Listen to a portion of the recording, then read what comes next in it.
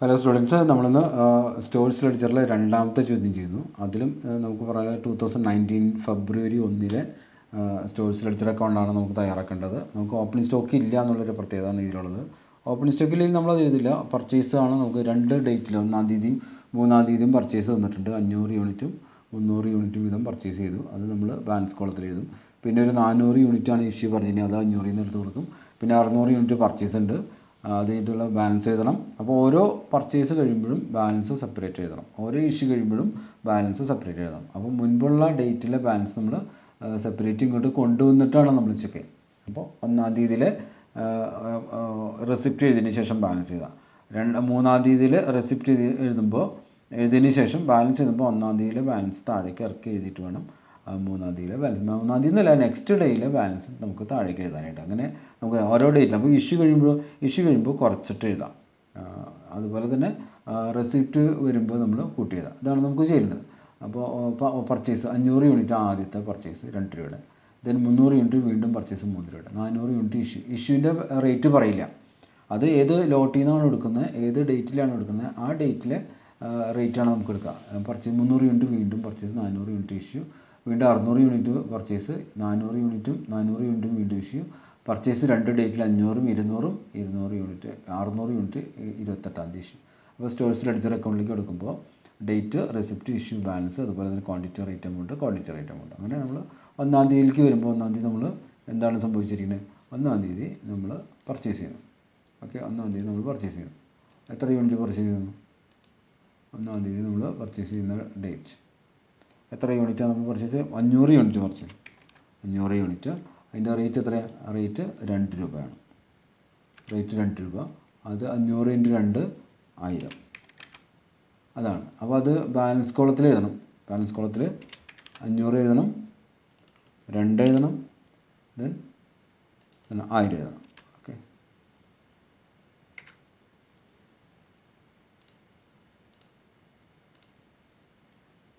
അഞ്ഞൂറ് എഴുതണം, 2 എഴുതിയിട്ട് ഇവിടെ നമ്മൾ എമൗണ്ട് കൊടുത്തിട്ട് 1000 എഴുതണം. അപ്പോൾ ഒരു റെസിപ്റ്റ് എഴുതി അതിൻ്റെ ബാലൻസ് എഴുതി. ഇനി 3-ാം തീയതിയിൽ റെസിപ്റ്റ് ഉണ്ട്. 3-ാം തീയതിയിലെ റെസിപ്റ്റ് 300 യൂണിറ്റാണ് വാങ്ങിച്ചത്.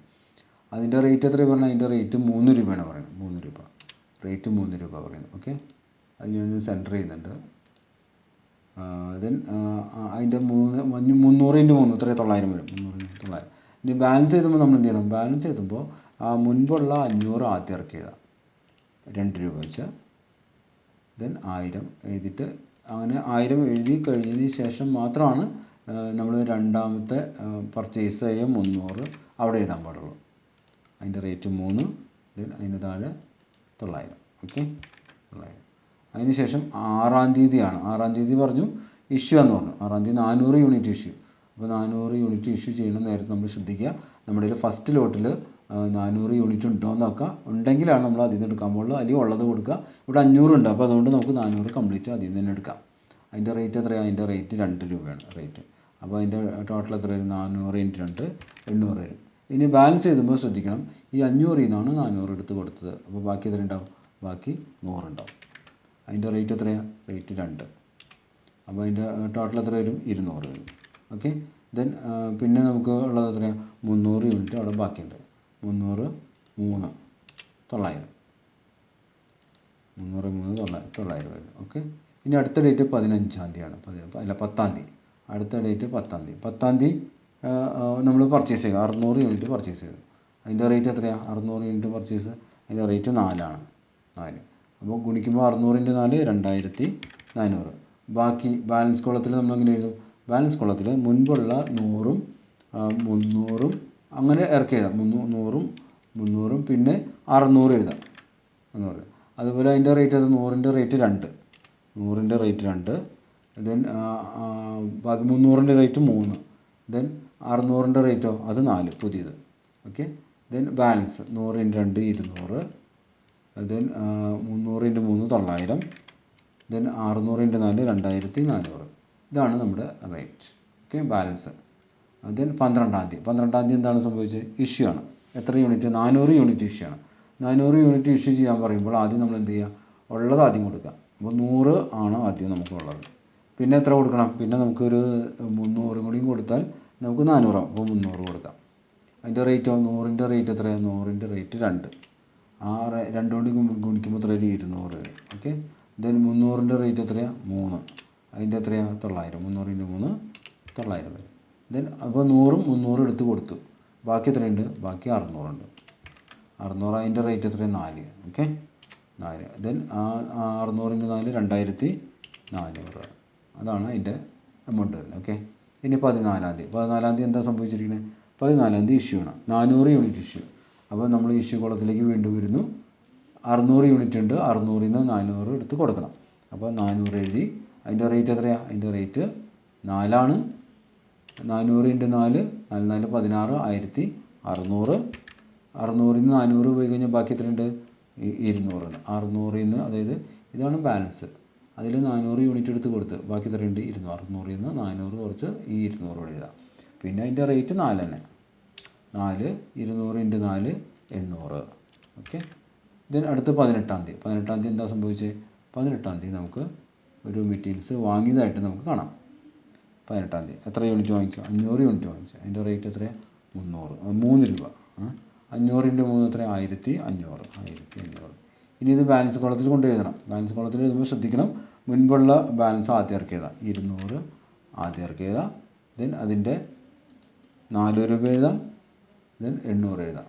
ഓക്കെ, 800 എഴുതാം. ദെൻ ഇപ്പോൾ വാങ്ങിച്ച 500 എടുത്ത് എഴുതാം. 500ൻ്റെ റേറ്റ് 300. 3 രൂപ. ദെൻ അത് 1500. അപ്പോൾ ഈ 200ഉം 500ഉം 18-ാം തീയതി കേട്ടോ. ഇനി അടുത്ത് 25-ാം തീയതി. 25-ാം തീയതി സംബന്ധിച്ച് വീണ്ടും 200 യൂണിറ്റ് പർച്ചേസ് ചെയ്തു. അതിൻ്റെ റേറ്റ് എത്രയാണ്? അതിൻ്റെ റേറ്റ് 4 രൂപയാണ്. 200 × 4 800 രൂപയാണ് വരുന്നത്. 800. ഇനി ബാലൻസ് ചെയ്തുമ്പോൾ നമ്മുടെ കയ്യിലുള്ള 200ഉം 500ഉം ആദ്യം എഴുതണം. അപ്പോൾ 200 എഴുതി. പിന്നെയോ 500 എഴുതി. പിന്നെയോ ഇപ്പോൾ വാങ്ങിച്ച 200 എഴുതാം അല്ലേ. ഈ 200ഉം 500ഉം നേരത്തെ 18-ാം തീയതിയിലത്തെ ബാലൻസാണ്. ഈ 200ഉം 500ഉം താഴെ ഇറക്കി എഴുതണം. അപ്പോൾ അതിൻ്റെ റേറ്റ് 4 3 ആണ്. 4ഉം പിന്നെ 3. പിന്നെ ഇപ്പോൾ വാങ്ങിച്ചതിൻ്റെ റേറ്റ് വീണ്ടും 4 തന്നെയാണ് അല്ലേ. 4 തന്നെ വരുന്നു. ഓക്കെ, അത് വന്നിട്ട് കുഴപ്പമില്ല, റിപ്പീറ്റ് ചെയ്തൊന്നും ആവശ്യമില്ല. 200 × 4 800. 500 × 3 1500. ദെൻ 200 × 4 എത്രയാണ്? 800 വരും. ഓക്കെ. അപ്പോൾ 25-ാം തീയതി 200 യൂണിറ്റ് വാങ്ങിച്ചു കഴിഞ്ഞപ്പോൾ ബാലൻസ് എങ്ങനെ എഴുതി? തൊട്ട് മുൻപത്തെ ഡേറ്റിലെ ബാലൻസിലൊക്കെ താഴേക്ക് ഇറക്കി എഴുതി. 200 500 താഴേക്ക്. അതിൻ്റെ റേറ്റൊക്കെ അതുപോലെ തന്നെ എഴുതാം. പിന്നെ ഇപ്പോൾ വാങ്ങിച്ചു എഴുതാം. ഇനി 28-ാം തീയതി എന്തുണ്ടായത്? 28-ാം തീയതി ഇഷ്യൂ ആണ് നടത്തിയിരിക്കുന്നത്. 28-ാം തീയതി ഇഷ്യൂ കോളത്തിലാണ് നമ്മൾ എപ്പോൾ എഴുതേണ്ടത്. അപ്പോൾ ഇഷ്യൂ കോളത്തിൽ എഴുതണം. 28-ാം തീയതി എത്ര യൂണിറ്റ്? 600 യൂണിറ്റ് ഇഷ്യൂ ആണ്. 600 യൂണിറ്റ് ഇഷ്യൂ. അപ്പോൾ നമ്മുടെ കയ്യിലുണ്ട് 200ഉം 500ഉം ഉണ്ട്. അപ്പോൾ 200 ആദ്യം കൊടുക്കുക. പിന്നെ 400 യൂണിറ്റ് 500 നിന്ന് എടുത്ത് കൊടുക്കുക. ഓക്കെ. അപ്പോൾ ആദ്യം 200 എഴുതാം. 200. അതിൻ്റെ റേറ്റ് എത്രയാണ്? റേറ്റ് 4. അതിൻ്റെ ടോട്ടൽ എത്ര വരും? 200 × 4 800 വരും. പിന്നെ എത്ര യൂണിറ്റ് വേണം? 600 യൂണിറ്റിലെ നമ്മളോട് പറയുന്നത്. 600 യൂണിറ്റ് ഇഷ്യൂ ചെയ്യണമെങ്കിൽ 200 യൂണിറ്റ് ആദ്യം കൊടുത്ത് ബാക്കി 400 യൂണിറ്റ് ഈ 500 നിന്ന് എടുക്കുക. അതിൻ്റെ റേറ്റ് 3 ആണ്. അപ്പോൾ 400 റേറ്റ് എടുത്തു.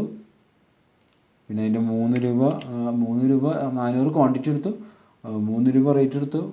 ദെൻ ഇൻറ്റു 4 400 × 3 1200 വരുന്നു. ഓക്കെ, 1200.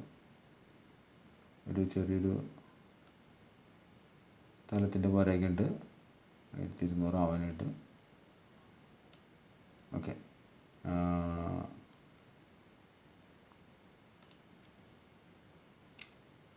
4 × 3 അപ്പോൾ 800 1200. ദെൻ അതിൻ്റെ റേറ്റ് ബാക്കി എത്രയുണ്ട്? ബാക്കി 500ൽ നിന്ന് 400 പോയി. ബാക്കി 100 ഉണ്ട്.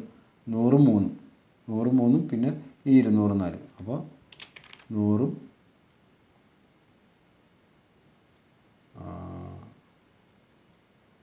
അപ്പോൾ ഇത് ഇത്തിരി മാറിപ്പോയി അല്ലേ.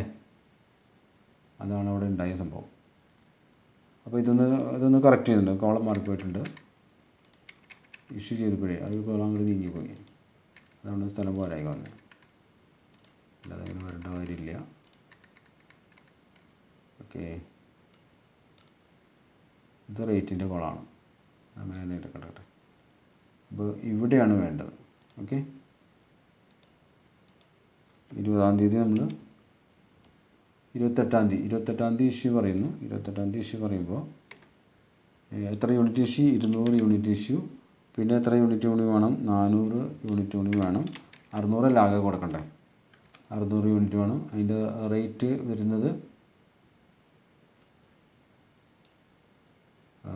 വരുന്നത് എത്രയാണ് പറഞ്ഞ? റേറ്റ് 4 രൂപ. റേറ്റ് 4. അടുത്തതിൻ്റെ റേറ്റ് എത്രയാണ്? അടുത്തതിൻ്റെ റേറ്റ് 3. ദെൻ 200 × 4 800. ദെൻ അടുത്തത് 1200 ആണ് വരുന്നത്. 1200. ഓക്കെ. ഇനി ഇവിടെ ക്വാണ്ടിറ്റി എഴുതാം. ബാക്കിയുള്ള ക്വാണ്ടിറ്റി എത്രയുണ്ട്? 100 ഉണ്ട്. പിന്നെ ബാക്കി 200 ഫുള്ളായിട്ടുണ്ട്. ഇതിൻ്റെ റേറ്റ് എത്രയാണ്? അതിൻ്റെ റേറ്റ് 3. റേറ്റ് 3. ദെൻ 4. ദെൻ അതിൻ്റെ ടോട്ടൽ എത്ര വരും? 100 × 3. 100 × 3 എത്ര? 100 × 3 300 വരും. ദെൻ അടുത്തത് 200 × 4 800 വരും. ഓക്കെ. ഇതാണ് അതിൻ്റെ. പിന്നെ ഇതിൻ്റെ വാല്യൂ ഓഫ് ക്ലോസിംഗ് സ്റ്റോക്ക് എന്ന് പറഞ്ഞു എഴുതുമ്പോൾ വാല്യൂ ഓഫ് ക്ലോസിംഗ് സ്റ്റോക്ക് എഴുതാം. അതെങ്ങനെയാണ്? 100 യൂണിറ്റ് 3 വെച്ച്. അപ്പോൾ value of closing stock 100 units. 100 units at the rate of ₹3. അപ്പോൾ എത്ര വരും? 300 റുപ്പീസ് 300 വരും. ₹300. ഓക്കെ. ഇനി 200 യൂണിറ്റ് 4 രൂപ വെച്ച്. അപ്പോൾ ഇവിടെ നമ്മൾ 200 units at the rate of ₹4. At the rate of ₹4. Rupees എത്ര വരും? ₹800. അപ്പോൾ ടോട്ടൽ 300 യൂണിറ്റ് വരും. ഇവിടെ തന്നെ 8 × 3 = 11. 1100 രൂപ വരും. 300 യൂണിറ്റ്സ് 1100 വെച്ചിട്ടോ ക്ലോസിംഗ് സ്റ്റോക്ക്. അപ്പോൾ അതൊന്ന് പ്രത്യേകം ശ്രദ്ധിച്ച് നോക്കുക. അപ്പോൾ ഇവിടെ റേറ്റ് നമ്മൾ എഴുതിയപ്പോൾ അതിൻ്റെ ക്വാണ്ടിറ്റി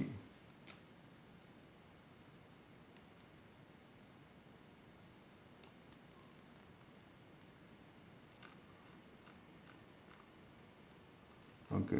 അപ്പോൾ ഇതൊന്ന് നമുക്കൊന്ന് സെൻറ്റർ ചെയ്ത് കൊടുത്തു കഴിഞ്ഞാൽ കുഴപ്പമുണ്ടാവില്ല. സെൻറ്റർ ചെയ്തു. എല്ലാവരും ഒന്ന് സെൻറ്റർ ചെയ്യാം. എല്ലാവരും ഇത് സെൻറ്റർ ചെയ്യണ്ട. ഇതൊന്ന് റൈറ്റ് അലൈൻ ചെയ്ത് കൊടുക്കാം.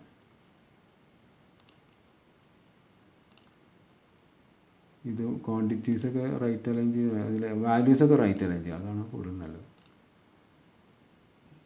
ഓക്കെ. റേറ്റ് നമ്മളെ സംബന്ധിച്ച് റേറ്റ് സെൻറ്റർ ചെയ്ത് കൊടുക്കാം. കാരണം അത് ഒരെണ്ണമല്ലേ. ഓക്കെ.